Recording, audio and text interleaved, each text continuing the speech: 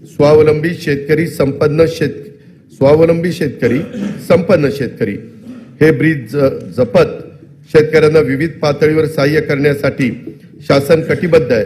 बी बियाणासाठी थेट अनुदान, सिंचन सुविधा, आधुनिक तंत्रज्ञानाचा वापर, शेतीपूरक उद्योगांना प्रोत्साहन, शेतमालाचे मूल्यवर्धन, शेतमाल साठवणूक, बाजारपेठेची उपलब्धता इत्यादींबाबत विविध योजना राबवण्यात येत आहे।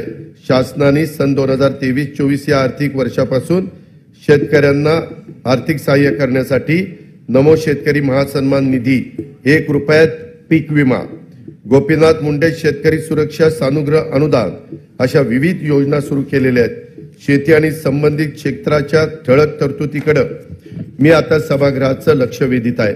नैसर्गिक आपत्तीमुळे झालेल्या शेती पिकांच्या नुकसानापोटी शेतकऱ्यांना जुलै 2022 पासून 15,245 कोटी 76 लाख रुपयांची मदत करण्यात आलेली आहे। नोव्हेंबर-डिसेंबर 2023 मधील अवकाळी पावसामुळे बाधित झालेल्या 24,47,000 शेतकऱ्यांना आतापर्यंत 2,253 कोटी रुपयांची मदत देण्यात आली आहे। नुकसानीच्या क्षेत्राची मर्यादा 2 ऐवजी यावेळेस 3 हेक्टर करण्यात आली आहे। राज्य आपत्ती प्रतिसाद निधीच्या निकषापेक्षा अधिक दराने ही मदत करण्यात आली आहे।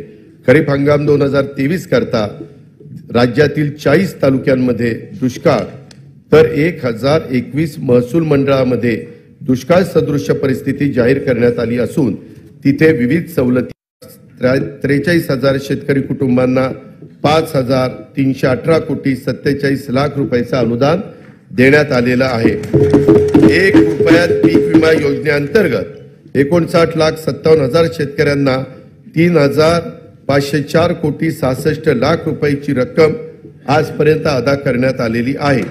गोपीनाथ मुंडे शेतकरी अपघात सुरक्षा सानुग्रह अनुदान योजनेअंतर्गत 2,694 शेतकरी कुटुंबांना 52 कोटी 82 लाख रुपयांचे अनुदान वाटप करण्यात आलेले आहे। महात्मा ज्योतिराव फुले शेतकरी कर्जमुक्ती योजनेअंतर्गत पीक कर्जाची नियमित परतफेड करणाऱ्या 14,33,000 शेतकऱ्यांना प्रोत्साहनपर रक्कम 5,190 कोटी रुपये अदा करण्यात आलेली आहे। उर्वरित रकमेचे वाटप देखील त्वरित त्या ठिकाणी देण्यात येईल। नानाजी देशमुख कृषी संजीवनी प्रकल्पाच्या पहिल्या टप्प्यात विदर्भ आणि मराठवाड्यातील 16 जिल्ह्यांच्यासाठी 5,469 कोटी रुपयांच्या विविध योजना यशस्वीपणे पूर्ण करण्यात आल्या आहेत। या प्रकल्पाचा 6,000 कोटी रुपये किमतीचा दुसरा टप्पा 21 जिल्ह्यांमध्ये राबवण्यात येणार आहे। माननीय बाळासाहेब ठाकरे कृषी व्यवसाय व ग्रामीण परिवर्तन प्रकल्पाअंतर्गत 1,561 कोटी 64 लाख रुपये किमतीच्या 767 उपप्रकल्पांना मंजुरी देण्यात आली आहे। त्याचा लाभ सुमारे 9 लाख शेतकऱ्यांना होणार आहे। विदर्भ आणि मराठवाड्यातील 14 विपत्तीग्रस्त जिल्ह्यातील केशरी शिधापत्रिका धारक शेतकऱ्यांना अन्नधान्याऐवजी दरमहा रोख रक्कम अदा करण्यात येते। मे 2024 पर्यंत या पद्धतीने 11,85,000 लाभार्थींना 113 कोटी 36 लाख रुपये अदा करण्यात आले आहेत। राष्ट्रीय कृषी विकास योजना आणि राज्य पुरस्कृत कृषी यांत्रिकीकरण योजनेतून गेल्या 3 वर्षात 2,14,000 शेतकऱ्यांना ट्रॅक्टर आणि पॉवर ट्रेलर आदी यांत्रिकी शेती उपकरणांच्या खरेदीसाठी 1,239 कोटी रुपयाचं अनुदान देण्यात आलेलं आहे। शेतमालाच्या स्थानिक पातळीवर साठवणुकीसाठी गाव तेथे गोदाम ही योजना राबवण्यात येणार आहे। या योजनेत पहिल्या टप्प्यात 100 नवीन गोदामांचे बांधकाम तसेच अस्तित्वातील गोदामांची दुरुस्ती केली जाणार आहे। कापूस, सोयाबीन तसेच अन्य तेलबियांच्या उत्पादकतेमध्ये वाढ आणि मूल्य साखळी विकासासाठी विशेष कृती योजना राबवण्यात येत आहे। या योजनेसाठी सन 2024-25 मध्ये 341 कोटी रुपयाचा निधी उपलब्ध करून देण्यात येत आहे। आधारभूत किमतीनुसार खरीप व रब्बी हंगामातील कडधान्य व तेलबियांच्या नाफेड मार्फत खरेदीसाठी 100 कोटी रुपयाचा फिरता निधी स्थापन करण्यात येईल।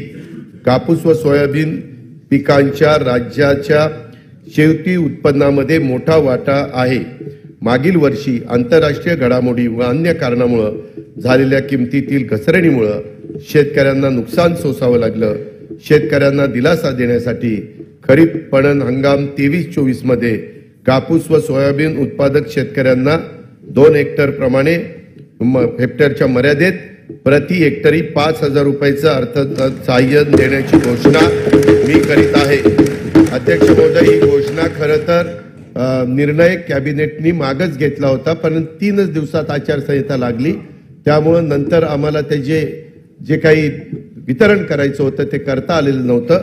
आता आम्ही पुन्हा हे आचारसंहिता संपल्यावर हे 5,000 रुपयाचं अर्थसहाय्य देणं हे कापूस सोयाबीन शेतकऱ्यांच्या करता तो निर्णय सरकारने घेतलेला आहे।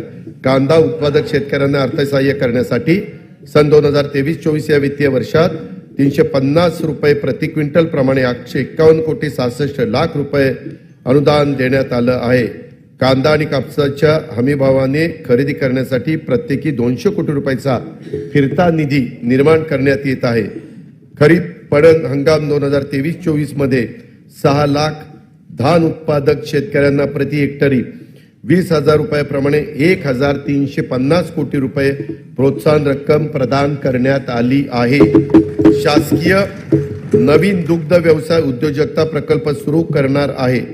पशुसंवर्धन, दुग्ध व्यवसाय, पशुचारा आणि पशुखाद्य उत्पादन या क्षेत्रात नव उद्योजक निर्माण करणे, रोजगार आणि स्वयंरोजगाराच्या माध्यमातून शेतकऱ्यांच्या मध्ये आर्थिक उन्नती साधणे, पशूंची उत्पादकता वाढवणे हा या प्रकल्पाचा उद्देश आहे।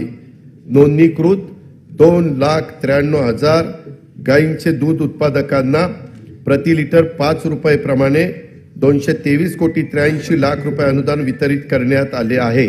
राहिलेले अनुदान देखील त्वरित वितरित करण्यात येईल।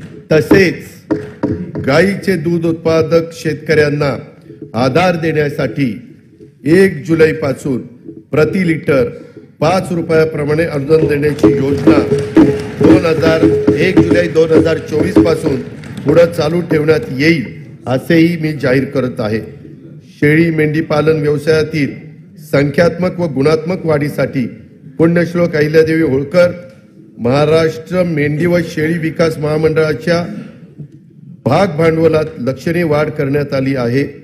शेळी मेंढी पालन आणि कुक्कुटपालनाला प्रोत्साहन देण्यासाठी 2 नवीन प्रकल्प राबवण्यात येत आहे। राज्याचा मत्स्य उत्पादनात गेल्या 2 वर्षात मोठ्या प्रमाणामध्ये वाढ झाली आहे। मत्स्य बाजार स्थापना तसेच मासळी विक्री सुविधांच्यासाठी आवश्यक निधी उपलब्ध करून देण्यात येणार आहे।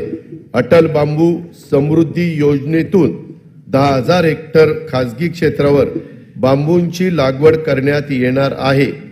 त्यासाठी शेतकऱ्यांना बांबू रोपे तसेच इतर आवश्यक बाबींकरता प्रति रोपासाठी 175 रुपयाचं अनुदान देण्यात येणार आहे।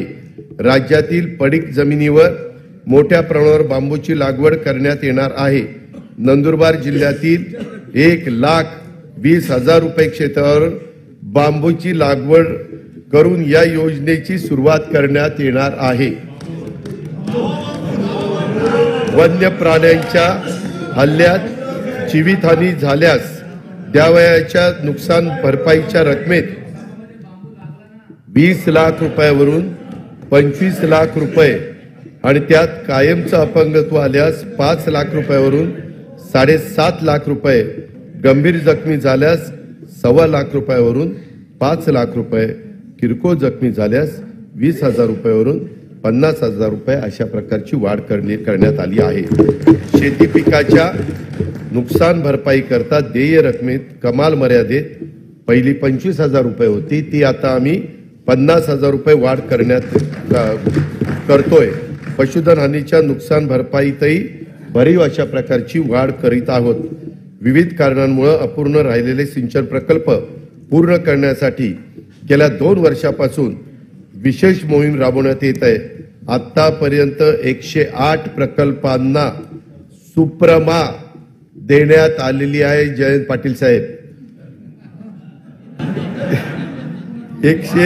108 प्रकल्पांना आपल्या वेळेस काय पुढे जायचंच नाही। ते येत्या 2 वर्षात 61 प्रकल्प पूर्ण होणे अपेक्षित आहे। या प्रकल्पातून सुमारे 3,65,000 हेक्टर सिंचन क्षमता निर्माण होणार आहे। राज्यातील कार्यान्वित प्रकल्पाच्या अपेक्षित आणि प्रत्यक्ष सिंचन क्षमतेतील तफावत दूर करण्यासाठी